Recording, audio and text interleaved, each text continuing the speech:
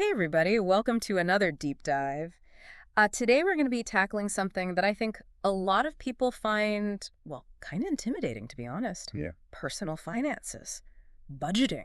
Hmm. But thankfully, we have a great guide to help us navigate this tricky but really important topic. Yeah, for sure. We're going to be diving into the book You Need a Budget by Jesse Macham. Definitely classic, I think. Absolutely. I mean, it's been around for a while, and for good reason. People really resonate with it.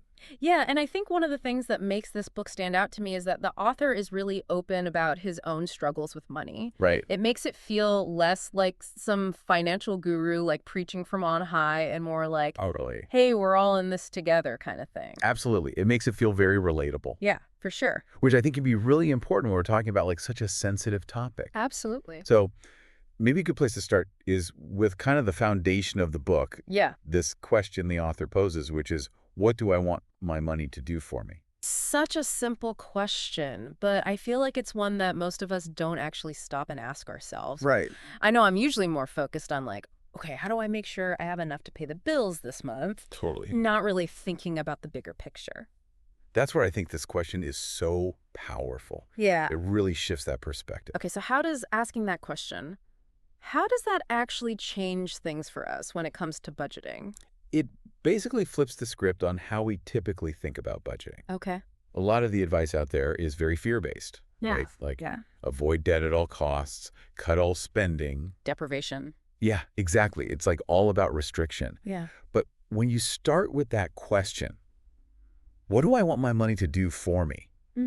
Suddenly it's not about fear anymore. Right. It's about your goals, Yeah. your dreams. Like, what do you actually want to achieve with your money? Maybe it's that trip you've been dreaming of. Maybe it's starting your own business. Yeah. Maybe it's just having that peace of mind, knowing that you have a cushion. Whatever it is, Yeah. it's about being proactive with your money, Yeah, that's huge. It's like you're taking control instead of feeling like you're constantly reacting. reacting. Yeah, exactly. So, okay, we've got this big question. Right. We've shifted our mindset. Mm-hmm. Now, how do we actually put this into practice? That's where the 4 rules of the Wannabe method come in. Okay, let's hear about these 4 rules, because I know people are probably eager to like get into the nitty-gritty here. Absolutely. So the first rule is give every dollar a job. Okay, that one sounds pretty straightforward. It does, but it's actually a lot more profound than you might think. Okay. Because if you're not intentionally deciding where every dollar you have is going, Yeah. it's going to disappear Oh, it will. right into those little things, those impulse purchases, those subscriptions you forgot about. Oh, yeah, the mindless online shopping is a real thing. It gets us all. So rule number 1, I'm giving every dollar a job. Exactly. You're in control. Okay, what's next? All right. So rule number 2 is embrace your true expenses. Okay, this is the one that makes me a little anxious just hearing the name. I get it. Because it's those expenses that we don't necessarily think about on a month-to-month basis. Right. But we know they're coming. We're lurking. Like the car repairs the holiday gifts. Exactly. The things that we tend to just like shove to the back of our minds. And then they pop up and we're like, oh no. Exactly. So how does the book say we should handle those?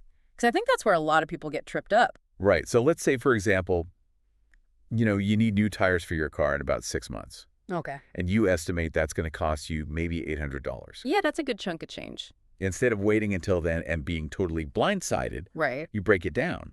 Yeah. $800 over 6 months. That's about $133 a month that you need to set aside. I mean, it's still not fun to think about spending that money, No, but at least you're prepared. exactly. You're not panicking. You're not scrambling. You're ready for it. Yeah, that makes a lot of sense. It takes the sting out of it. Yeah, it's okay. So we're giving every dollar a job. Yes. We're embracing our true expenses. Love it. But life is unpredictable, right? Always. So what happens when our perfectly planned budget gets thrown off track? Because I know that's going to happen. Oh, you definitely will. So what do we do? That's where rule number 3 comes in. Okay. Roll with the punches. I like that. This is all about flexibility. Okay. It's about recognizing that things are going to come up. Yeah. You're going to overspend in some categories, some months, Mm-hmm. and that's okay. Wait, really? That's okay. It's okay. The book even says, changing my budget is not failing. Changing my budget is not failing. That's great. I love that quote. It's like Right. permission to be human. Exactly. Life happens. Yeah. We adjust. We move on. No guilt trips allowed. I love that. Okay, so we've got this flexibility built in. Mm-hmm. What's the 4th rule? All right. Rule number 4 might be the most mind-blowing. Okay, now I'm really intrigued. It is age your money. Age my money. What does that even mean? So the goal here is to be spending money that you earned at least 30 days ago. Okay. Think about it. Most of the stress we feel around money comes from that paycheck to paycheck cycle. Oh, yeah. Right. We're always waiting for that next paycheck to come in so we can finally breathe. Exactly. But when you have a buffer, when you're spending money that you earned a while back, it just creates this sense of calm. Yeah, I can see that. It's like having that breathing room. Exactly. So I'm not constantly like panicking about bills. Right. And the book uses this really great visual. Okay. It talks about instead of having a stack of bills waiting for your paycheck, Yeah. you have a stack of money waiting for your bills. Okay. That is a much nicer image to have in my head. Right. It's like the money's just patiently waiting there, ready to go. Exactly. It just shifts that whole dynamic. Wow. Okay. So we've talked about giving every dollar a job, embracing our true expenses, rolling with the punches, and aging our money. Those are the 4 pillars. The 4 pillars of the Y&B method. Now, I know one thing that a lot of people are probably wondering about is credit cards. Oh, yeah. That's always a hot topic. Right. Because I know the book doesn't demonize credit cards, It doesn't. but it does have a very specific way of thinking about them. It does. Can you talk a little bit about that? Absolutely. Yeah. So the book really emphasizes understanding what it calls the credit card float. Okay, the credit card float. So let's say you charge $500 on your credit card this month.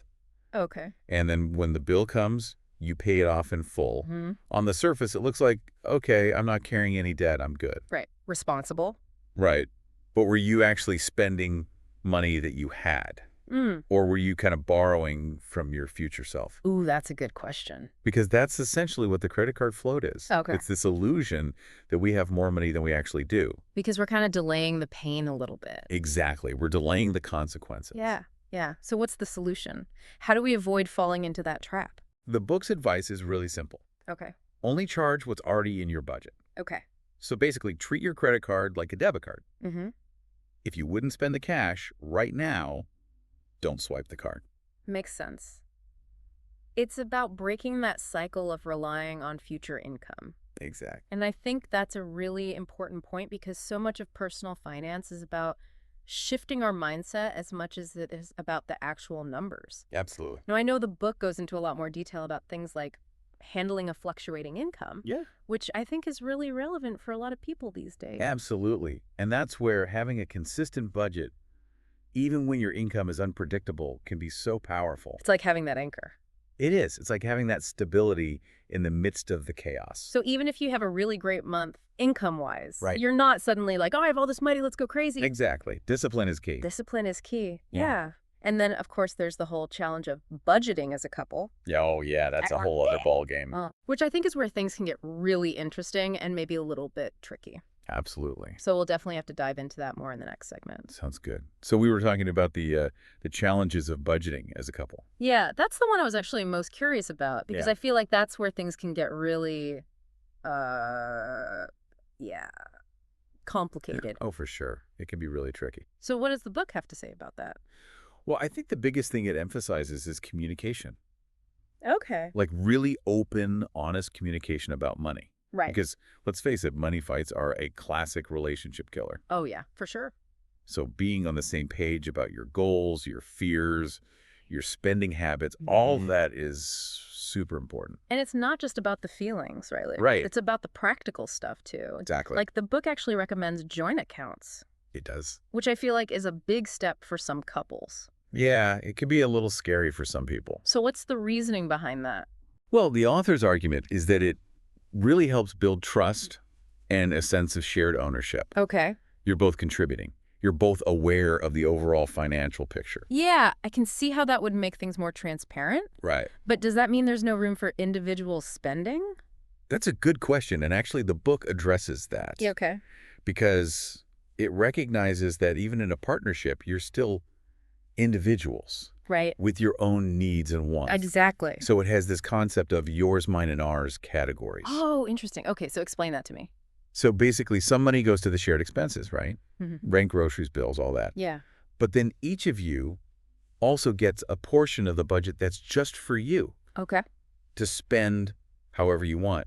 No questions asked. I like that. So you still have that freedom. Great. It's like acknowledging that, hey, even though we're a couple, Yeah. I might want to buy a $5 latte every day, Right. And your partner might not. and that's okay. Exactly. Yeah. It's all about respecting those individual choices. Yeah, that makes a lot of sense. Now, speaking of building good habits, we have to talk about kids and money. Yes. Such an important topic. Right, because the book also has some advice about how to raise kids who are good with money. It does. And one thing that stood out to me was the allowance system. Hmm? But it's not just about giving your kid $5 a week. No, it's a lot more intentional than that. Okay, so tell me more about that system. So the book suggests this percentage-based allowance, Okay. where a certain percentage goes to spending, Okay. a certain percentage goes to saving, Mm-hmm. and a certain percentage goes to giving. Giving. That's interesting. So we're making little philanthropists now. Not necessarily. It's more about introducing the concept of giving back to others Okay. from a young age. I like that. It doesn't have to be big amounts, Yeah. but just the act of choosing a cause, donating their own money, Right. it can really foster that sense of empathy. Yeah, that makes sense.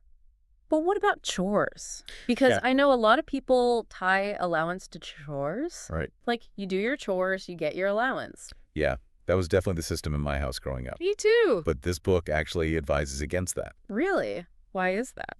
Well, the reasoning is that chores are about contributing to the family. Right. It's about being responsible. It's about teamwork. Okay. Whereas allowance is specifically a teaching tool about money. Okay, so you're separating those two things. Exactly. Keep them separate. So you're teaching your kid that, hey, helping out around the house is just part of being a family. It's Right. not a transaction. Exactly. I can see how that would actually lead to less arguments, too. Oh, absolutely. No more, but I did the dishes. Where's my $5? Right. It just becomes about being a team player. I like that a lot. Yeah. Now, I know the book isn't all sunshine and roses, right? Right. It gets real about some of the budgeting pitfalls, too. It does. Because let's face it, we're all human. Yeah, we are. We're going to make mistakes. We're going to mess up. Exactly. Oh. So what are some of those common pitfalls that the book talks about? Well, I know for me personally, one of the biggest ones is setting unrealistic goals. Oh, yeah, that's a classic. I get so excited at the beginning. Right. I want to overhaul my entire financial life overnight. The New Year's resolution syndrome. Exactly. But then, of course, life happens and I fall off the wagon. Too much too soon. It's too much too soon, yeah. So what does the book say about that? Well, it really emphasizes that gradual approach. Okay. Start small, build habits one at a time. Yeah. Maybe this month you just focus on tracking your spending. Mm-hmm. Next month you work on creating a realistic budget. Okay. It's about those small wins. Yeah, the small wins that add up over time. Exactly. Yeah. Because if you try to do too much at once, you're just going to get overwhelmed. Right. And then you're more likely to give up. Absolutely. And another pitfall that people often fall into is What's that? trying to track every single penny. Oh, really? I thought that was the whole point of budgeting. It can be tempting to get super detailed, Yeah. but the book actually advises against that Interesting. Okay, so why is that? because it can be really unsustainable. Okay. If you're trying to categorize every little purchase, Right. it's just going to burn you out. It's too much. It's too much. Yeah. So the advice is to stick to broader categories. Okay. Focus on the big picture. Yeah. That's what's going to help you see those patterns in your spending. And that's what's ultimately going to help you make those lasting changes. Exactly. It's about finding that balance between being detailed enough to be helpful, Right. but not so detailed that it becomes a chore. Right. Because budgeting shouldn't feel like a punishment. Exactly. It should be empowering. Yeah. It should be a tool that helps you live a better life. Absolutely. So we've talked about communication as a couple, setting realistic goals, not getting bogged down in the details. Mhm. What are some other key takeaways from the book that you think people should really keep in mind? Well, one thing that we haven't talked about too much yet, Okay. but I think is really at the heart of the YNAB philosophy, is this concept of aging your money. Oh, yeah. We touched on that earlier. Right. But it goes deeper than just that 30-day buffer. Okay. So tell me more about what it means to age your money. It's really about shifting your whole mindset around money. Okay. Think about it. When you're living paycheck to paycheck, Yeah. you're always reacting, you're always scrambling, you're always in this state of scarcity. Right. But when you're consistently spending money that you earned a month ago or even longer, Mm-hmm. it just creates this sense of abundance. Okay. Yeah, I could see that. It's like you're no longer at the mercy of your next paycheck. You're ahead of the game. Exactly. And that changes everything. Oh, it does. Yeah. Changes how you approach spending, how you approach saving, even how you view earning money. Right. It's like you're taking back control. Exactly. It's about empowerment. It's huge. I'm starting to see how all these pieces fit together. Right. It's not just about tracking numbers. It's not just about spreadsheets. It's about changing your whole relationship with money. Exactly. And that's where You Need a Budget really shines. Yeah. It gives you the tools, the techniques, Mm-hmm. but it also guides you on that inner journey. Oh, yeah. That's so important. It makes you question those assumptions that you might not even realize you have about money. Okay, so what are some examples of those assumptions? Because I'm curious now, what am I getting wrong without even knowing it? Well, one that comes up a lot is this idea that budgeting equals deprivation. Yeah. That it's all about saying no to the things you enjoy. Yeah.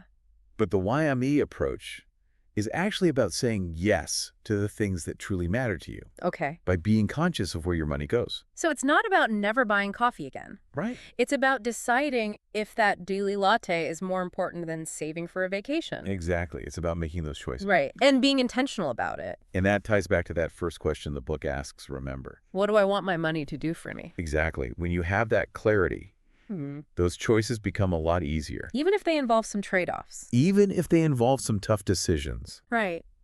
This has been so eye-opening already, and we've only scratched the surface. We have. I'm excited to keep going. Yeah, me too. And dive even deeper into some of these concepts in our next segment. Right. Sounds good.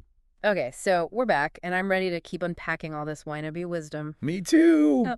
There's so much good stuff in this book. Yeah, and I feel like one of the most powerful ideas we've touched on is that whole changing your budget isn't failing, it's adapting thing. Oh, absolutely. That's huge. Because I know for me personally, that's where I've tripped up in the past. Yeah. Like I make this perfect budget and then something unexpected happens. Happens to all of us. Right, and I have to like deviate from the plan and I immediately feel like, ugh, I failed. I'm bad at this. Yeah, it's so easy to get discouraged. It is, but this book really reframes that whole idea. It's like Yeah. your budget isn't supposed to be this rigid, unchanging document. It's a tool. And but like any tool, you adjust it based on what you're trying to do. it's about being flexible.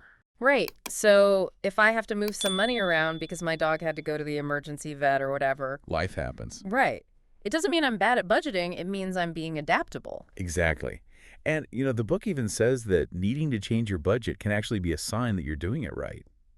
Really? Yeah, because it means you're paying attention, you're engaged with your money, you're willing to make those adjustments as needed. Okay. So it's like a positive thing. It is. It's a sign of growth.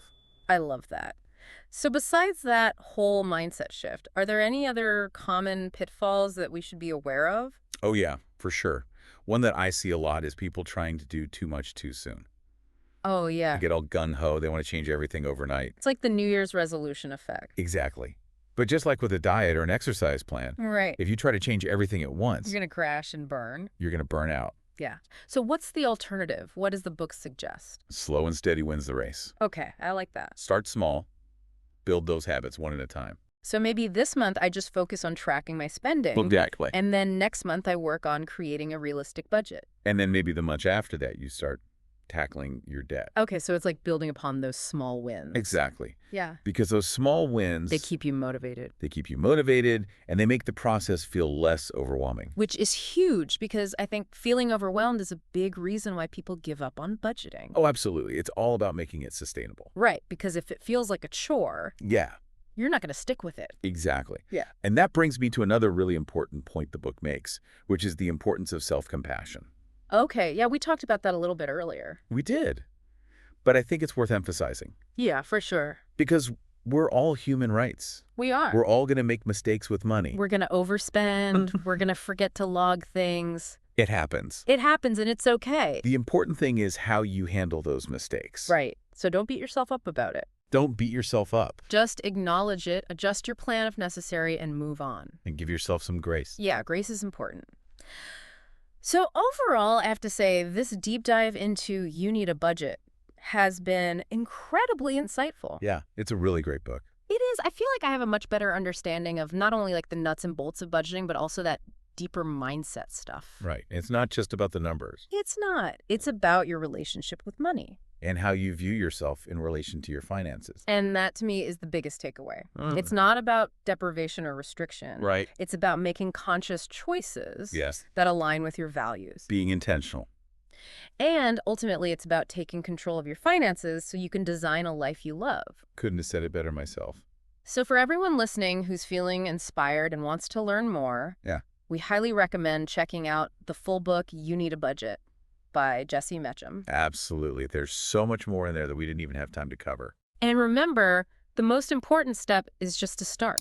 Yeah, just start somewhere. Even if it's just tracking your spending for a week or brainstorming some financial goals. Any small step you take is a step in the right direction. Exactly. So until next time, happy budgeting, everyone. Happy budgeting.